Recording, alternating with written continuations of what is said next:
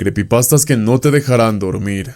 Existe un video que es mucho peor que Daisy's Destruction y su nombre es Dafulov. Era una noche que estaba navegando en la Deep Web cuando descubrí este perturbador video. Al verlo me di cuenta que era bastante perturbador y asqueroso, tanto que apuesto que la persona más fría y seria lloraría o sentiría alguna sensación aterradora en su interior con lo que estoy a punto de contarte. Este video se desarrolla en una casa deshabitada, donde los integrantes son 5 personas adultas, 3 de ellos son hombres y 2 mujeres. Investigando un poco más descubrí que uno de los participantes es un hombre llamado José Luis Hernández Escobar, de nacionalidad española. Este tipo participó junto con 4 personas más para realizar este video, al igual que estaban involucrados en actos de secuestro de menores, especialmente a robar a niños de entre 7 y 10 meses de edad. Pero investigando todavía más a fondo, descubrí que estas personas estaban involucradas con la gente de No Limits Fund, los cuales eran los creadores de Daisy's Destruction.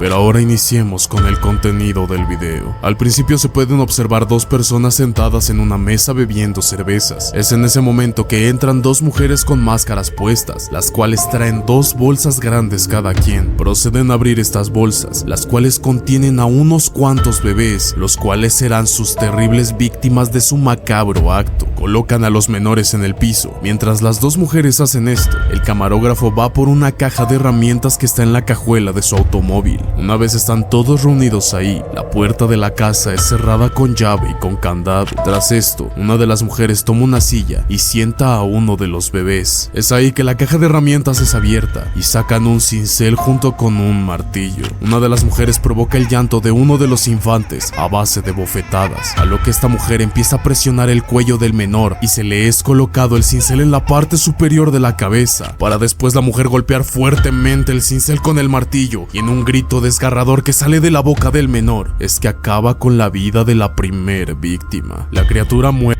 instante y el camarógrafo enfoca directamente los estragos de este aterrador acto. Después arrojan a esta víctima al piso como si de un juguete se tratase. Ahora es el turno de los 2 hombres, a lo que proceden a tomar una motosierra y a una de las víctimas. Toman al infante, lo atan de los pies para después encender la motosierra y en un acto verdaderamente horrible lo destrozaron en cuestión de segundos. De igual manera se es grabada esta perturbadora escena y todos los restos son arrojados a un bote de basura cualquiera. Las 2 mujeres aparecen de nuevo en escena. Cada una toma a una víctima y comienzan a azotarlos contra la pared como si de una pelea de almohadas se tratase. A una de las 2 mujeres le entra un ataque de cólera inmenso y empieza a golpear cada vez más y más fuerte a la víctima, destrozándola por completo. Y finalmente queda una última víctima. A este infante le toca lo que yo considero la peor parte. Colocan a la víctima en el piso para después hacerle un corte brutal en su abdomen y empezarle a sacar sus órganos internos. Y no conformes con esto, se los empezaron a comer. Cuando vi este perturbador video, sentí mucha molestia y asco al ver lo que hacían. Créeme cuando te digo que Dafulov es el peor video jamás creado.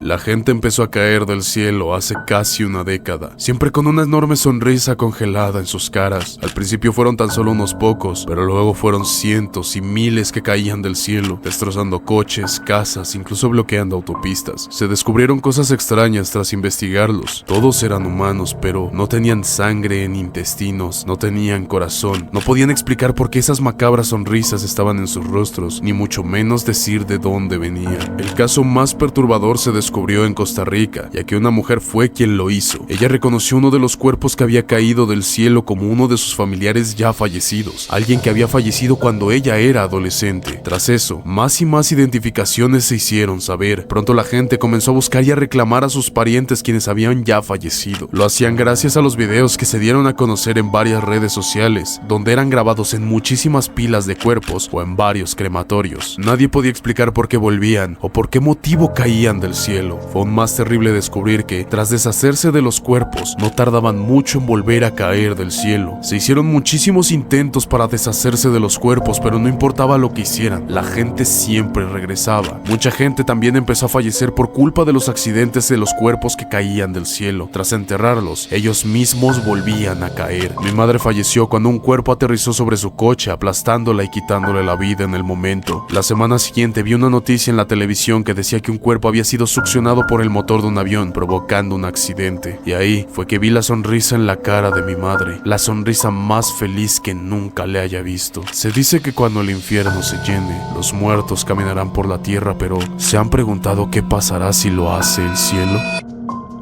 La creencia hacia la Santa Muerte es algo bastante arraigado en algunos barrios mexicanos. La historia que te voy a contar el día de hoy es de un seguidor que afirma haber sido salvado por la llamada Santa Muerte. Todo comienza hace 10 años cuando este hombre que nos cuenta su historia fue secuestrado una noche saliendo de su trabajo. Afirma que sus captores lo interceptaron en una camioneta y lo llevaron a la fuerza con ellos. Estuvo encerrado durante 4 días, donde fue torturado de maneras verdaderamente horripilantes, pero la característica que más resaltó es que estaba amarrado por las manos con cuerdas y cadenas oxidadas, cuerdas que estaban fuertemente apretadas, y eso sumado que las cadenas oxidadas estaban infectando cada vez más las heridas provocadas en sus extremidades. Este seguidor me compartió fotografías de cómo es que estaban sus manos con heridas verdaderamente grotescas, pero por temas de censura no te puedo mostrar estas imágenes, pero he de decirte que en las fotos sus manos estaban completamente hinchadas, las cuales parecían estar a punto de reventar, al igual que se veían en ellas infecciones que estaban carcomiendo poco a poco su piel. Pero aquí es donde viene lo interesante de la historia. En su tercer día de secuestro, este hombre ya había perdido por completo todas las esperanzas, asimilando su inevitable destino de que en algún momento sus captores lo iban a matar. Durante esa noche, este hombre reflexionó que tenía un amigo que era bastante cercano a él, el cual siempre le decía que si tuviera alguna súplica, se lo pidiera a la llamada Santa Muerte, y ella lo iba a ayudar. Menciona que después de este recuerdo, suplicó a esta deidad que lo ayudara a salir de la terrible situación en la que se encontraba. Horas después, este seguidor afirma que el clima empezó a tornarse cada vez más frío, al igual que una niebla bastante densa empezó a inundar el lugar donde estaba encerrado. En ese momento de la oscuridad,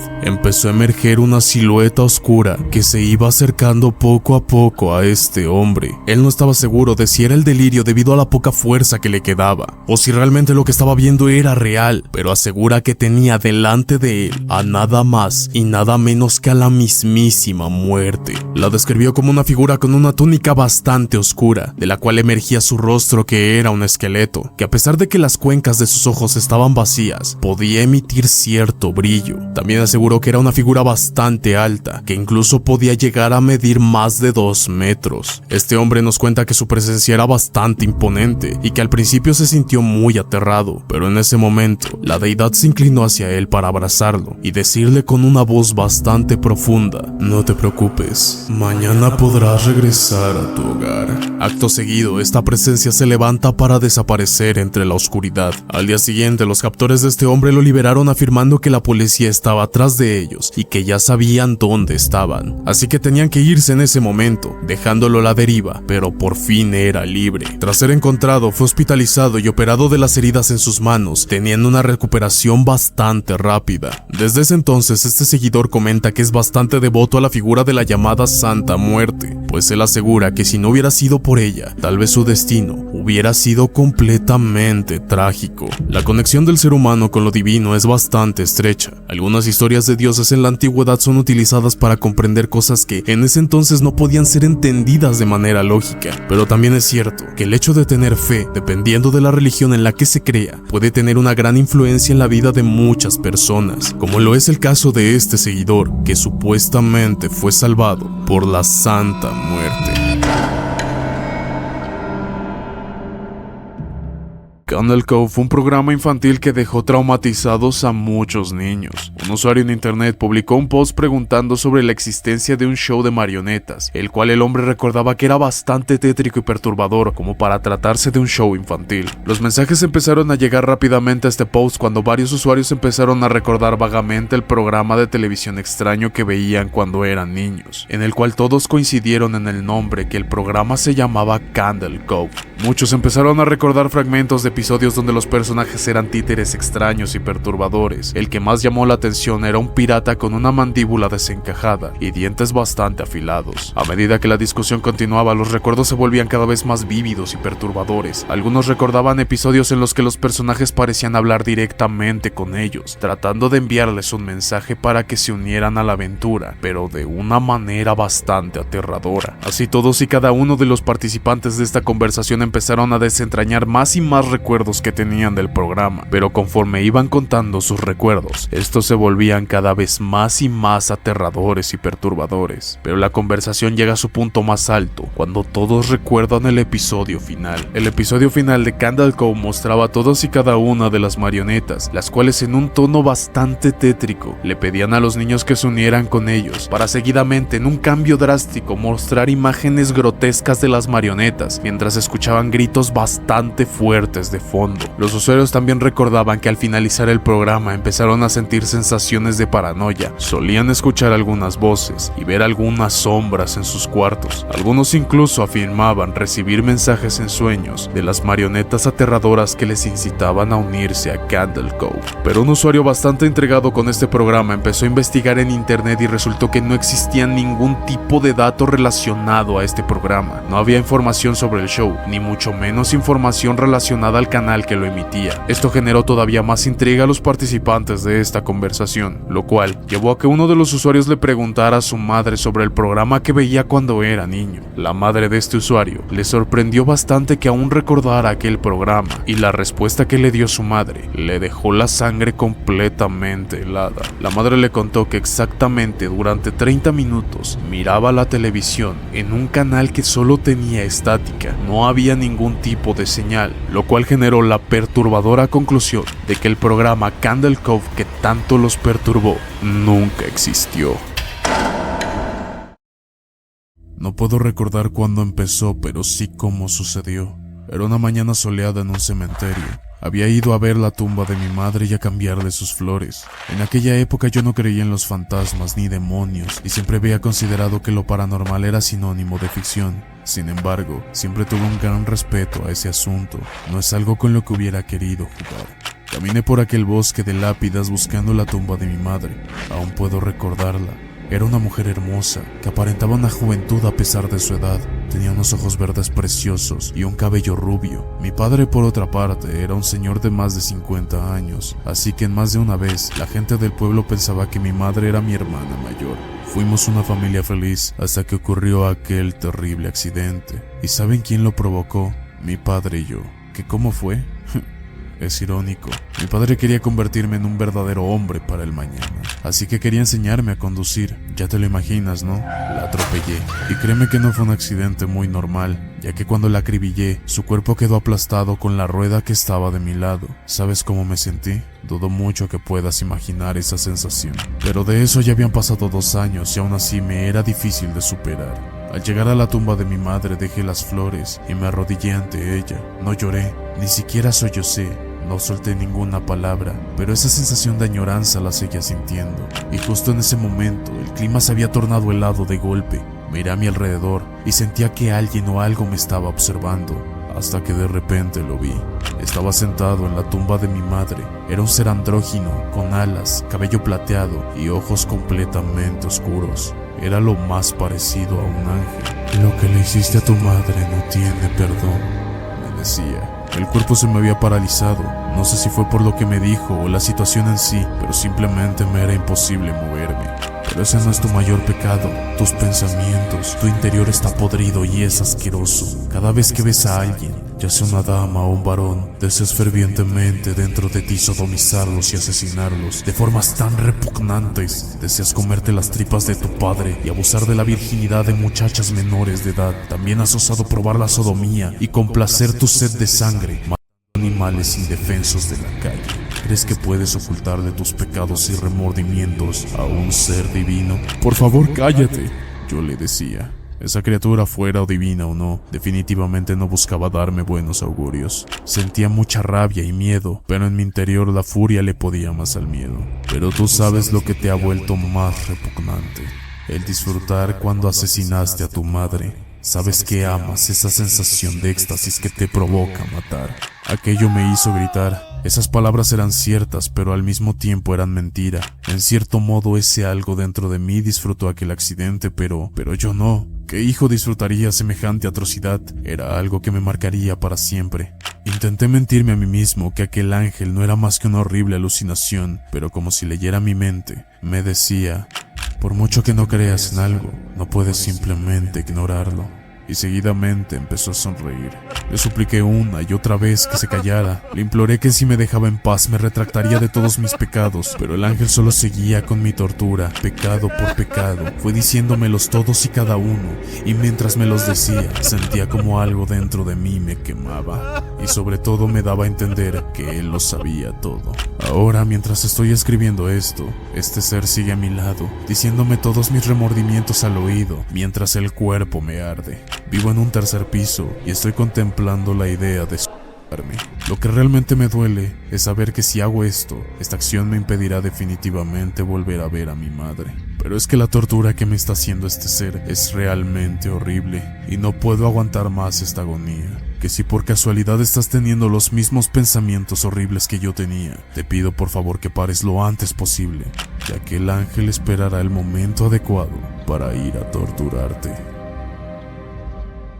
En la década de los 40, la Unión Soviética llevó a cabo un experimento científico perturbador conocido como el experimento ruso del sueño. Según algunos testimonios, 5 voluntarios fueron reclutados para participar en un estudio sobre los efectos del insomnio extremo. Los sujetos deberían ser mantenidos despiertos mediante el uso de un gas estimulante del sistema nervioso central, mientras eran monitoreados por electroencefalogramas y micrófonos para registrar sus experiencias. Los primeros días del experimento transcurrieron con relativa normalidad, pero a medida que pasaba el tiempo, los investigadores empezaron a notar cambios preocupantes en el comportamiento de los sujetos. Algunos empezaron a mostrar signos de paranoia y delirio, hablando incoherencias y manifestando un miedo irracional. Uno de los sujetos incluso afirmó ver a su compañero de habitación como un monstruo de ojos en blanco. Con el paso de los días, la situación empeoró. Los sujetos se volvieron cada vez más agresivos y desorientados, hablando de pesadillas recurrentes y visiones aterradoras. Uno de ellos comenzó a gritar incontrolablemente, mientras que otro se negó a cerrar los ojos, temiendo lo que pudiera pasar si lo hacía. La situación alcanzó un punto crítico cuando uno de los sujetos comenzó a gritar pidiendo ayuda y se negó a ser sedado. Los investigadores, alarmados por la escalada de la situación, decidieron terminar el experimento y abrir la cámara de prueba. Lo que encontraron dentro fue aún más aterrador. Los sujetos afectados por el insomnio extremo y la paranoia habían perdido por completo la cordura. Habían mutilado sus propios cuerpos, arrancándose la piel y algunos músculos, y en un caso extremo, uno de ellos se había arrancado los ojos con las manos desnudas. Los investigadores, horrorizados por lo que habían presenciado, intentaron sedar a los sujetos sobrevivientes, pero estos se resistieron con una fuerza completamente anormal. Finalmente lograron contenerlos y llevarlos a un hospital cercano, donde murieron poco después debido a las graves heridas. Se dice que los archivos originales del experimento fueron destruidos y que los detalles exactos del mismo permanecen desconocidos. Esta es la historia de 2 compañeras que compartían habitación en una residencia universitaria. Las 2 habían acordado que para evitar situaciones embarazosas habían decidido que si alguna decidía subir a un chico a la habitación, pondrían en la perilla de la puerta una goma elástica para el cabello. De esta manera, cuando la otra compañera llegara, sabría que en ese momento en el cuarto no era bien recibida. Pero una noche de invierno en la cual llovía a cántaros, una de ellas corría a través de los aparcamientos del campus. Estaba completamente empapada por la lluvia y deseando llegar a la residencia para cambiarse de ropa y ponerse a estudiar. Para su mala sorpresa, al acercarse a la puerta de la habitación, vio que había una goma roja para el cabello alrededor de la perilla. Bastante ofendida, pensó que tenía que ser precisamente el día en el que diluviaba, que se encontraba empapada hasta los huesos y con un frío que le recorría todo el cuerpo, y además que tenía que ponerse a estudiar para un examen bastante difícil. Tras pensárselo unos instantes, decidió entrar, así que entró cautelosamente al cuarto. La luz estaba apagada, desesperada. Aguardó unos instantes en el pequeño recibidor de la habitación. Se escuchaban ciertos ruidos provenientes de la cama de su compañera, los cuales la chica ya intuía que podría estar pasando.